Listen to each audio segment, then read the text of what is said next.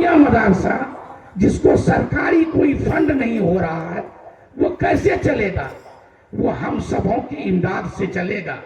हम लोगों को कहीं न कहीं हर जो हम लोग जिनसे जो पैदा करते हैं उसमें ज़कात निकालें, उसके अलावा भी और दीगर अखराजात को कम करके ऐसे मदारिस को हम लोग चिन्हित करके उसकी शनाख्त करें, वहाँ पर इमदाद करें, तब बेहतर हो सकता है।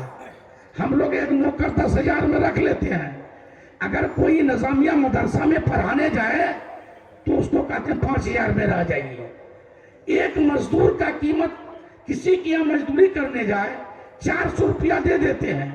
जो आदमी रात दिन मदरसा में मेहनत करता है, आपके बच्चे को बेहतर तरबियत देता है, बेहतर तालीम देता है, उनके लिए कहीं न कहीं आपका नजरिया कुशादा नहीं होता है।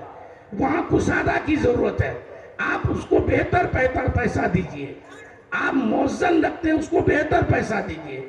जिसकी इमामत में आप नमाज पढ़ते हैं उसको बेहतर पैसा दीजिए। तब आपका कौम और मिल्लत का भला होगा। समाज में जितनी बुराइयां हैं अभी तेजी से फैल रहा है, और दिगर कई बुराइयां हैं कि हमारे बच्चे छोटे छोटे कहीं न कहीं किसी नशा का शिकार हो रहा है।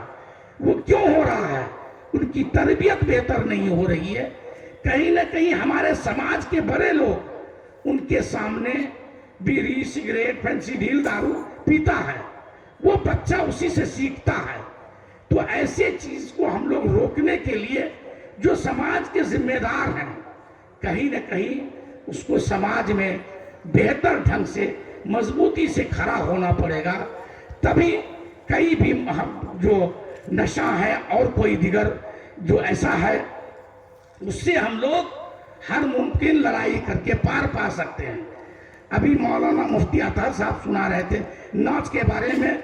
हम रास्ते में आ रहे थे, अगर रोकने वाला होता क्या है कि 5 आदमी है तो नाच कराने वाला का हिमायत करने वाला 50 आदमी हो जाता है। हम लोग कहीं न कहीं एक इसका शिकार हो जाते हैं कि इसको बच्चा नहीं हो रहा था, सोने सैदपीर का नाच को मिन्नत किया है, अगर आप लोग नचाने नहीं दीजिएगा इसका बच्चा का कुछ हो जाएगा तो कौन जिम्मेदार होगा?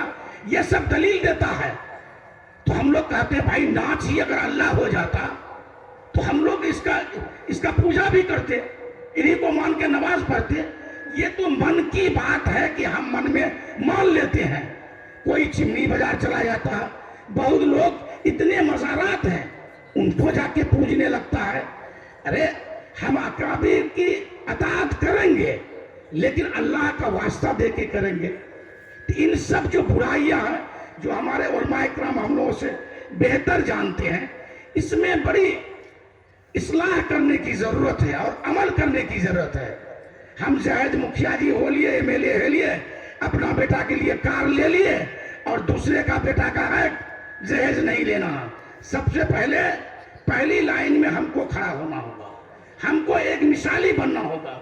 हमारे उलमाए किराम अपने बाल बच्चे की शादी कराते हैं, वो कहीं न कहीं एक मिसाल पेश करना होगा।